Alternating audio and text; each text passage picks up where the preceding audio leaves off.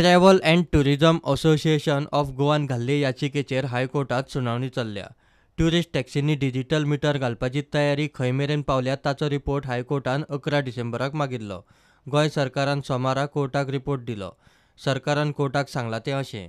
Considering the importance of the matter, the Honorable High Court was pleased to monitor this entire issue about taxi meters, and today it was kept in the court for government to report the progress in the matter. The government has reported that the Goa Electronics Limited, who will be floating the tender on behalf of the government, has sent them a draft of how the tender is going to be for the approval of the government.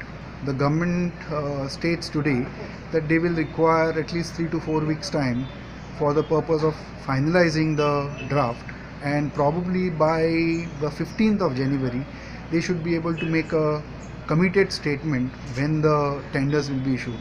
So the matter now has been kept for the 15th of January for the government to report its progress in the matter. कोर्टान case 15 जानेराक दवरल्या. प्रुडंटा खातीर senior reporter Mukesh Kumar.